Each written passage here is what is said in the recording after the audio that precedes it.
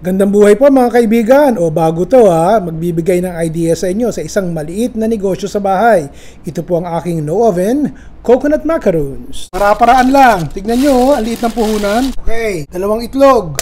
Simplihan lang to I-whisk nyo. Just break the egg yolk until it becomes pale yellow. Yan. Alagyan natin to na vegetable oil. O 1/4. Hindi na nga butter ang inilagay ko para medyo affordable sa inyo. Pag negosyo, kung meron kayong vanilla extract, flavor, lagyan nyo po 1 teaspoon. Halo ulit. Lagyan nyo ng konting asin at flavoring agent yung asin. Half a cup. Dahan-dahan muna. Wag naman sabay-sabay. Keep whisking. Dahan-dahan. Para matunaw muna. Natutunaw siya ng maayos. Half a cup ng evaporated milk. Yan. Whisk. Half a cup. Kalahating tasa ng harina. Dahan-dahan, palagi pong dahan-dahan ang paglalagay nyo. Dagdag ulit. Pwede na siguro to. Diba? Ganito nabibili ang nyog dito sa Amerika. 1 cup lang ng nyog ang gagawin natin. Tutustahin natin. High heat yan.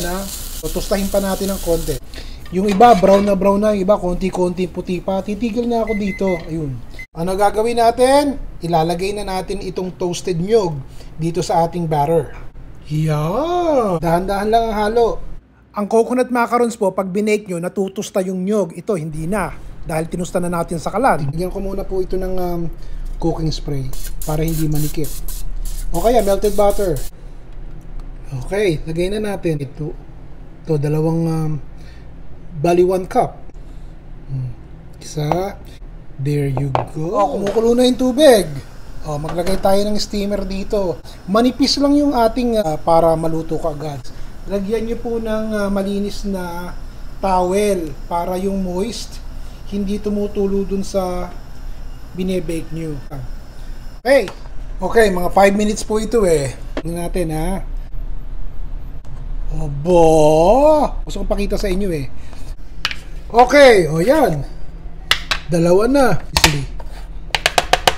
See? Hihiwain ko po to whatever shape or size you want. Malambot yung loob, pero yung labas matigas. So gagawin ko, kung bebenta nyo, hiwain nyo ng mga cubes na ganyan. Konti lang, wag lang hindi masayaran ng mantika yung inyong kawali. Pagkatapos, yan, lagay na natin. Para toasted siya. Malambot yung loob, matigas yung labas. Hindi na natin kailangan ng oven. Turn over natin, titingnan natin kung talagang tostado ba. Yan! Itataob ko lang siya isa-isa. Tapos papakita ko sa inyo ang finished product. Gets nyo na, di ba? Ito po, okay na. Okay. Ang sarap. Malambot sa loob. Tostado ang nyog. Yan ang ating toasted macaroons.